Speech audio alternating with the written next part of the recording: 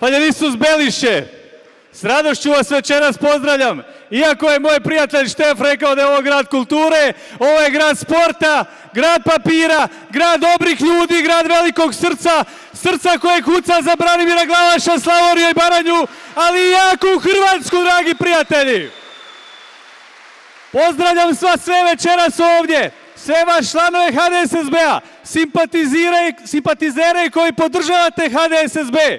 Jer večeras u ovoj dvorani, ali i danas po onoj šetnji kad sam obilazio sva ova sela u okolici, jasno sam osjetio, Burić pisao je stihove, ali osjetio sam bilo ovog ljudi i ovi koji žive ovdje. I zato, Buriću, ti stihove pišeš, a u Slavoniji SDP-a i HDZ-a nema više. To je to. Burić stihove piše, a HDZ-a i SDP-a u Slavoniji nema više. Neće ga biti, zato što dobro osjećate, znate kakav je program Branimira Glavaša i ljudi u HDSSB-u. To je program za bolji život u Slavoniji i Baranji. I ako nas živi 20% u Slavoniji i Baranji, onda nam pripada 20% sredstava da dođu ovdje. I ovih dana imamo prigodu vidjeti kako Vladimir Šeks šeta po Slavoniji i Baranji i baca kamene temeljce. I fali se da je nešto napravio. Pomogao je za Slavoniju koliko je neki dan imao za ručak onaj u studentskom centru. Dobro mi znamo ko se je borio za Slavoniju i Baranju. Borio se Branimir Glavaš i Šišljagić i Drmić. I oni su rekli, sad je dosta za Slavoniju, tražimo novce. I u tome ustrajemo. I još samo nekoliko dana i dobit ćemo što tražimo. Jer projekte koji smo u prošle 3 godine predlagali, projekte o kojima smo pisali, nisu ih realizirali, zanemarivali su ih i danas se sve političke partije kunu u Slavoniju i Baranju. Dragi prijatelji, mi ćemo im dobro reći, u Dalmaciji imate HDZ, Hrvatsku dalmatinsku zajednicu, u Istri imate IDS, a u Slavoniji šta imate? Imate Glavaša i HDSSB. Da, dragi prijatelji. I često ovih dana imam slušati prigodu i neke Iviće i nekog Šeksa. Kako su rezultati u Osječko-baranjskoj županiji dobri. Kako smo imali prije samo nekoliko godina 76.000 zaposlenih, danas 96.000. Kako smo imali 38.000 nezaposlenih, danas 25. Kako Osječko-baranjska županija ima najviše gospodarskih zona u Republici Hrvatskoj. Da, dragi prijatelji, te informacije su točne, ali oni malim prstom nisu mrdli da bi to stanje bilo tako kako je. Da su mrdili, bilo bi stanje puno bolje. I Osječko-baranjska županija bila bi po bruto društvenom proizvodu ne 11. kao što je to danas, nego bilo bi 5. i 6. Ali ako smo po drugi po broju stanovnika u Republici Hrvatskoj, takve su nam i ambicije. I zato im jasno poručite na ovim izborima. Ovaj Burićev stih koji on često piše, a u Slavoniji HDZ-a i SDP-a nema više. Zato želim vam puno sreće, puno zdravlja, obilje Božjeg blagoslova i neka nam živi Belišće, jaka i snažna Slavonija i Baranja, što znači jaku Republiku Hrvatsku. Hvala lijepo. Izuzetno sam ponosan što se Belišće nije večeras uplašilo. Što je Belišće večeras ovdje sa nama.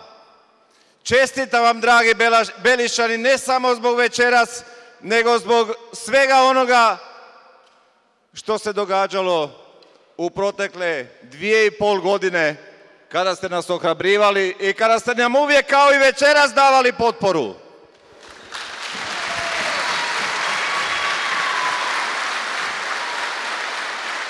Prije 3 godine u Hrvatskom saboru kazali smo dosta. Dosta je bilo zanemarivanja i zapostavljanja Slavonije i Baranje. Dosta je bilo stranačke stege na štetu Slavonije i Baranje. Ne pristajemo više na ucjene, ne pristajemo više na ovakav odnos prema Slavoniji i Baranji. Vi ste nam u tome dali potporu, ali mi smo svo ovo vrijeme na svojoj koži zajedno s vama svih 17 godina osjetili nebrigu državne vlasti prema Slavoniji i Baranji. Nebrigu državne vlasti, neovisno od toga da li je Hrvatskom vladala lijeva ili desna politička opcija, HDZ ili SDP.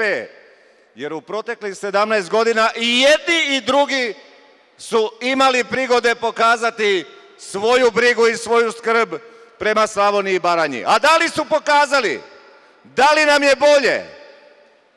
Svake izborne godine i lijevi i desni, svake 4 godine, a i ovo je predizborno vrijeme uoči parlamentarnih izbora, obilaze Slavoniju i Baranju, obećavaju brda i doline, a kada zasjednu u fotelje, kada zasjednu u Vladu, kada imaju prigode pomoći Slavoniji i Baranji, onda od onih silnih obećanja Slavonija i Baranja ne dobija ništa.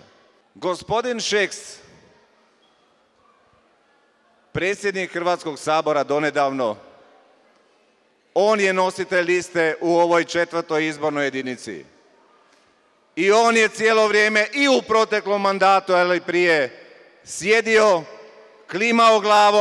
klimao glavom onako kako kaže Sanader. Dvije stvari ne mogu oprostiti ni lijevima, ni desnima, ni SDP-u, ni HDZ-u. Odnos prema Domovinskom ratu, ponižavanje i kriminalizaciju Domovinskog rata.